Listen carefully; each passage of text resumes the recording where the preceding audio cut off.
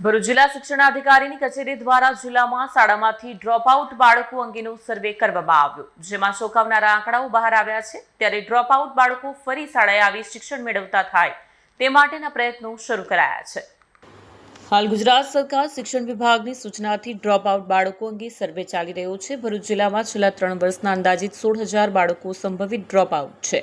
વર્ષ 2025-26માં અને 2026-27માં કોઈપણ બાળક ડ્રોપઆઉટ થઈ શકે કે કેમ તેની સંભાવના અંગેનો પ્રી સર્વે પૂર્ણ થયો છે, જેમાં 75,930 બાળકોનો સર્વે કરવામાં આવ્યો, જ્યારે પ્રી સર્વેમાં અભ્યાસ કરતા 3,254 સંભવિત ડ્રોપઆઉટ ધરાવે છે।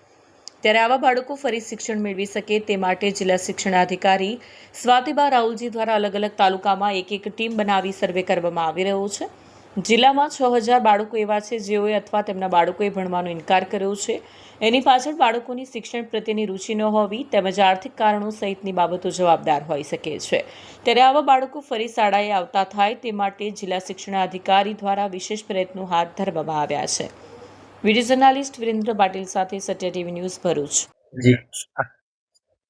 રાઇટ ટુ એજ્યુકેશન અંતર્ગત એટલે કે આરટીઈ અંતર્ગત બાળકો પ્રાઇવેટ શાળામાં શિક્ષણ મેળવે છે અને આ શાળાઓની ફી સરકાર દ્વારા ચૂકવવામાં આવે છે।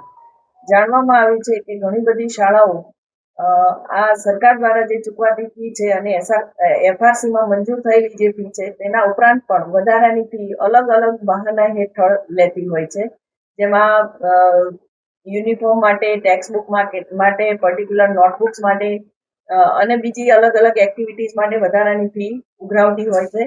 તો આ બિલકુલ સરકારના નિયમની વિરુદ્ધ છે અને મને જો કોઈ વાલી દ્વારા લેખિત આધાર સહિત ફરિયાદ મળશે તો એવી શાળાઓ વિરુદ્ધ કડકમાં કડક શિક્ષાત્મક કાર્યવાહી કરવામાં આવશે। બાળકોએ અને વાલીઓએ આ સમજવાની જરૂર છે કે એફઆરસીમાં મંજૂર થયેલી ફી સિવાયની વધારાની ફી આપવા માટે તેઓ બાધ્ય નથી। શાળા તેમની પાસે કમ્પલસરી આ ફી લઈ શકે નહીં। વાલીની સંમતિ હોય કોઈ એક્ટિવિટી કરાવવા માટે વધારાની ફી ચૂકવવાની તો વાલીની કન્સેન્ટ લીધા પછી જ તે ફી ચૂકવવા માટે વાલીને જણાવવાનું છે।